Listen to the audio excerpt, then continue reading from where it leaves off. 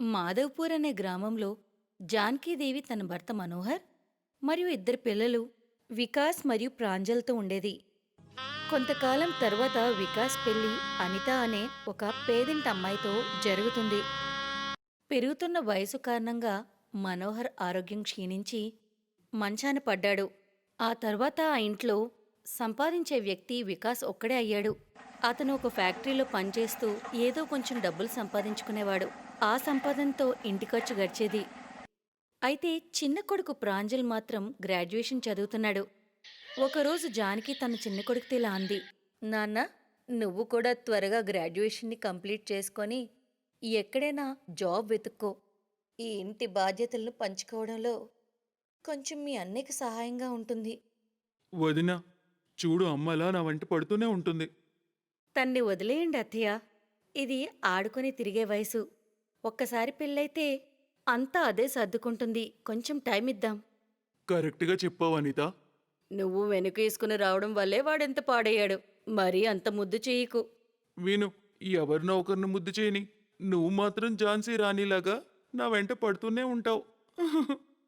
ఇలాగే చిన్న చిన్న గొడవలతో వాళ్ళంతా చాలా సంతోషంగా ఉండేవారు. ప్రాంజల్ చూడ్డానికి చాలా హ్యాండ్సమ్గా ఉండేవాడు. అలానే కాలం గడిచింది. మాధవ్పూర్ జమీందారు పెద్ద కూతురి పెళ్లి ఆ రోజు. అదే పెళ్లికి సిటీలోని ఒక పెద్ద బిజినెస్ మ్యాన్ కూతురు అనుష్క కూడా వచ్చింది. సాయంత్రం ప్రాంజల్ తన కుటుంబంతో అక్కడికి వచ్చినప్పుడు ప్రాంజల్ని చూసి అనుష్కకి మాటలు రాలేదు. వావ్ యార్, సో హ్యాండ్సమ్.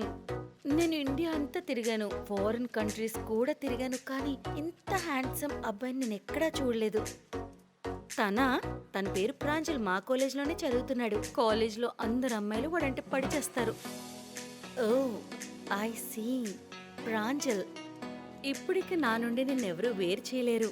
అనుష్కకి ప్రాంజల్ మీద మొదటి చూపులోనే ప్రేమ మొదలవుతుంది. తను తిరిగి వచ్చాక వాళ్ళ అమ్మా నాన్నతో ప్రాంజల్ తోటి వివాహం చేయించమని బెట్టు చేస్తుంది. కానీ తల్లి, తను మన లెవెల్ కాదు. సంబంధం ఎప్పుడూ మనకన్నా పైచి ఉన్న వాళ్ళతోనే చేసుకోవాలి. అనుష్క అమ్మా నాన్న తనకి చాలా చాలా చెప్పి చూస్తారు.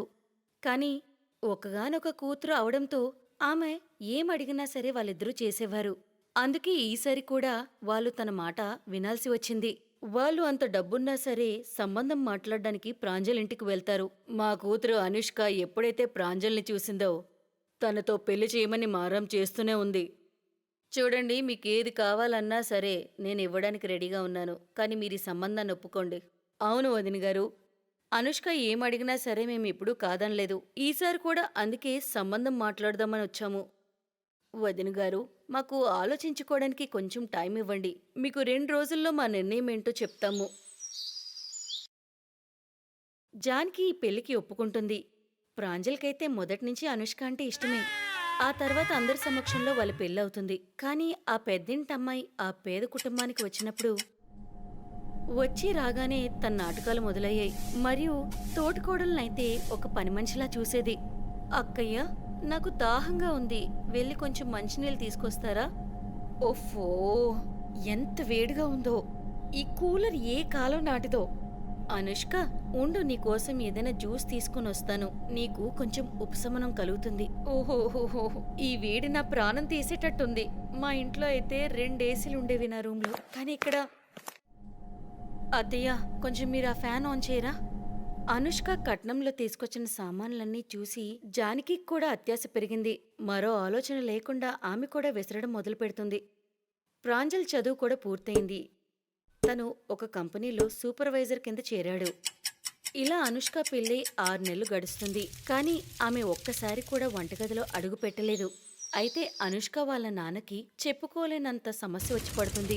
అనుకోకుండా ఫ్యాక్టరీలో మంటలు రేగి అక్కడున్న స్టాక్నంతా అది బూడిద చేసింది. దాంతోపాటు కొత్త బిజినెస్ మొదలు పెడదామని తీసుకున్న అప్పుని తీర్చడానికి అంతా అమ్మేశాడు. ఆఖరికి వాళ్ళుంటున్న ఇల్లు కూడా అమ్మేశాడు. వాళ్ళు రోడ్డున పడ్డారు. అప్పుడు ప్రాంజల్ వాళ్ళని ఇంటికి తీసుకొచ్చాడు. కానీ నాన్న, ఇదంతా ఎలా జరిగింది? ఇప్పుడు మీరెక్కడుంటారు? ఈ ఇల్లు అసలే చిన్నది, గెస్ట్ రూమ్ కూడా లేదు ఇక్కడ. పర్వాలేదు తల్లి, మేమింకెక్కడైనా చూసుకుంటాం. లేదు అంకుల్ ఆంటీ, ఈ ఇల్లు మీది కూడా. మీరెక్కడికి వెళ్ళనవసరం లేదు, ఇక్కడే ఉండిపోండి.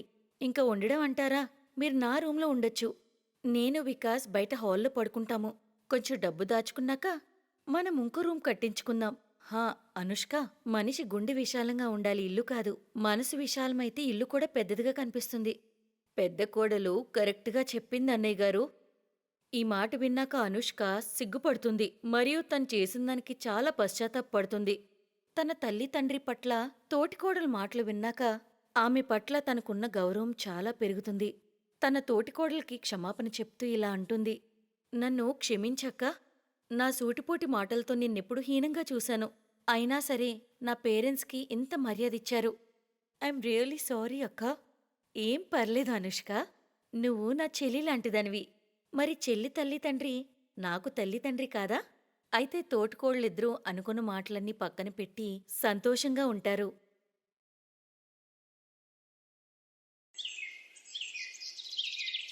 చూడు తల్లి, వీలైనంత నీ చేతుల్ని నువ్వు వెనక్కు పెట్టుకొని ఉంచడానికి ప్రయత్నించు. చీర కట్టుకో, పైట చెంగు వదిలేసే ఉంచు. అలా చేస్తే నీ పొడవు చేతులను దాయొచ్చు. త్వరగా చెయ్యు, మగపిల్లవారు వస్తూనే ఉంటారు. ఇంతలో నేను వెళ్ళి వంటగదిలో పనిచూస్తాను. షమిత చూడ్డానికి చాలా బావుంటుంది, కానీ ఆమె చేతులు పొడవుగా ఉంటాయి.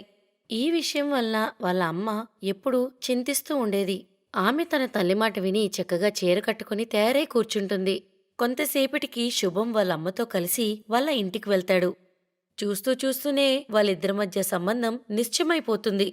కాని పూర్తిగా చీర చుట్టుకుని ఉండటం వల్ల అతని దృష్టి ఆమె పొడవు చేతుల మీదకి వెళ్ళలేదు. మరి కొన్ని రోజులకి వాళ్ళిద్దరికీ పెళ్ళైపోతుంది. మరియు శుభం పెళ్లి చేసుకుని ఇంటికి తీసుకొస్తాడు. కాని గృహప్రవేశం కాకుండానే అతను కోపంతో అతని గదిలోకి వెళ్ళిపోతాడు. ఇది చూసి జానకి అతనితో అంటుంది.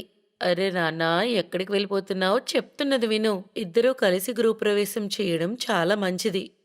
నేనేం చేయను. ఈ దెయ్యం లాంటి పెద్ద చేతులు ఉన్న అమ్మాయితో నాకేం వద్దు. నువ్వేమంటున్నావు నాన్నా? ఎప్పుడైతే ఆమె దృష్టి ఆమె కోడలు చేతుల వైపు వెళ్తుందో ఆమె ఆశ్చర్యపోతుంది. తర్వాత నవ్వుతూ ఇలా అంటుంది. అరే కోడలా, నీ చేతులకి ఏమైంది అసలు? ఇవింత పొడవుగా ఎలాగైపోయాయి? అత్తయ్య, నా చేతులు చిన్నప్పటినుంచి ఇంతే. అవునా? నీ పొడవు చేతులు నాకు చాలా పనికొస్తాయి. కనీసం మనకి ఏదో విధంగానైనా పనికొస్తాయి. అప్పుడు జానకి కోడల్ని తన గదిలో దింపి వస్తుంది. అప్పటికే కొడుకు శుభం పడుకుండిపోతాడు. షమిత స్వభావం చాలా మంచిదైనందున వాళ్ళ అత్తగారు తన్ని చాలా ఇష్టపడేవారు. కానీ ఆమె తన భర్తను మంచి చేసుకోలేకపోయింది. షమిత స్వభావం మంచిదైనందున అత్తగారింట్లో బరువు బాధ్యతలన్నీ సక్రమంగా నిర్వహించేది. మరియు తన పొడవు చేతులతో ఇంట్లో ఉన్న పనులన్నీ సక్రమంగా నిమిషాల్లో చేసేసేది. ఒకరోజు, అరే శుభం బాబు, కొంచెం ఆ డబ్బానిలా అందుకుంటావా? నా చేతులు అక్కడికి అందట్లేదు నాన్నా, త్వరగా ఇవ్వు నాన్నా. అమ్మా, నాకు ఆఫీస్కి టైం అవుతుంది. నేను వెళ్తున్నాను. ఏదత్తయ్య, నేను తీస్తాను. నేను ఉంటుండగా మీకు ఎలాంటి సమస్యకు ఇబ్బంది ఉండదు. షమిత తన పొడవు చేతులతో డబ్బాను తీసి ఇస్తుంది. ఇలా 6 నెలలు గడిచిపోతుంది. కాని శుభం షమితన్ మాత్రం పట్టించుకునేవాడు కాదు. అయితే ఒకరోజు అకస్మాత్తుగా అతని ఉద్యోగం పోతుంది. వారు తమ ఇల్లు అమ్మి పూరు గుడిసెలో ఉండడం మొదలుపెడతారు. ఎప్పుడైతే ఈ పొడవు చేతుల దెయ్యం ఇంటికి వచ్చిందో ఈ ఇల్లు కలైపోయింది. నా మాట విను. దీన్ని ఇంటి నుంచి బయటకు పడే. నాన్నా, ఇదంతా మన తలరాత అంతే. మనకి ఏది రాసిపెట్టి ఉంటుందో అదే జరుగుతుంది. ఇందులో ఈ అమ్మాయి తప్పు ఏముంది నాన్నా? ఓ, నువ్వు కూడా దీని మాయలో పడిపోయావన్నమాట. నేను మాత్రం పడను. నేను ఈ ఇల్లు వదిలి వెళ్తున్నాను. శుభం ఇల్లు వదిలేసి వెళ్ళిపోతాడు. అయితే అత్తా కోడలు మాత్రం కలిసి ఉంటూ దినం గడుపుతూ ఉంటారు. ఇల్లు గడవడానికి షమిత జమీందారు దగ్గర పనిలోకి చేరుతుంది. తను ఏ మార్గాన పనిలోకి వెళ్లేదో అదే మార్గాన ఒక బజారు ఉండేది. అక్కడ బికానేర్తో పాటు పానీపూరి అమ్మేవాడు పానీపూరి బండిని పెట్టేవాడు. పానీపూరివాడు ఎంత మోసం చేస్తున్నా సరే ఇక్కడ పానీపూరి ఎంత బాగా నడుస్తుంది. ఇది ఇలా కాదు. నేనెందుకు పానీపూరి చేసి పానీపూరి అమ్మకూడదు? అమ్మ ఎప్పుడు అంటుండేది, నేను తప్ప పానీపూరి ఎవరూ బాగా చేయలేరని. షమిత 2 నెలలు జమీందారు దగ్గర పనిచేస్తుంది. అక్కడ వచ్చిన డబ్బుతో పానీపూరి తయారు చేయడానికి కావలసిన పదార్థాలన్నీ కొనుక్కుంది. అలాగే ఒక బండి కొని బోలెడన్ని పానీపూరీలు చేసి అదే బండి మీద పానీపూరి అమ్మడం మొదలుపెడుతుంది. పానీపూరి తినండి, తినండి, పుల్ల పుల్లటి పానీపూరి, కరకరలాడే పానీపూరి తినండి, రుచికరమైన పానీపూరి తినండి, కేవలం 10 రూపాయలు మాత్రమే. పదర ప్రియా, మనం పానీపూరి తిందాం, ఆకలేస్తుంది. ఆమె చేతులు చూసావా ఎంత పొడవుగా ఉన్నాయో, అచ్చు దెయ్యం చేతుల్లా ఉన్నాయి. నేను సినిమాల్లో చూశాను, దెయ్యం కూడా మనిషి రూపంలో పానీపూరి అమ్మొచ్చు. చదువుకున్న నువ్వేలా పల్లెటూరు దానిలా మాట్లాడుతున్నావు? నేనైతే వెళ్తున్నాను పానీపూరి తినడానికి. ఇద్దరు పానీపూరి తినడానికి వెళ్తారు. వెంటనే ఆమె తన పొడవాటి చేతులతో వెంటనే పానీపూరి ఇచ్చింది. అవి తింటూ వాళ్ళిద్దరూ చాలా సంతోషిస్తారు. మ్మ్. ఇంత రుచికరమైన పానీపూరి నేను ఇప్పటి వరకు తినలేదు. అబ్బా చాలా బాగుంది. నీ పొడవు చేతుల్లో నిజంగానే మాయ ఉంది.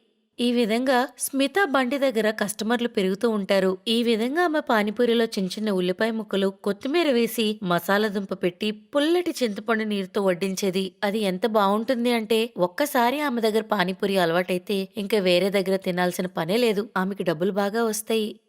పొడవు చేతులున్న ఆమె పానీపూరి వాలి అని ఫేమస్ అయిపోతుంది. ఇప్పుడు అందరూ ఆమె దగ్గర తినడానికే వస్తారు. వేరే పానీపూరి వారి దగ్గరికి ఎవరూ వెళ్లరు. ఈ విధంగా ఆమె చాలా డబ్బులు సంపాదించి ఆమె అత్తగారిని చూసుకుంటుంది. తన భార్య పడుతున్న కష్టాన్ని చూసి శుభం కూడా తన తప్పును తెలుసుకుంటాడు. అతను క్షమాపణ కోరుతాడు. షమిత అతన్ని క్షమిస్తుంది. భార్యాభర్తలు ఇద్దరూ కలిసి పానీపూరి అమ్మడం మొదలుపెడతారు. మరియు ఒక మంచి ఇల్లును కొనుక్కుంటారు. Thanks for watching.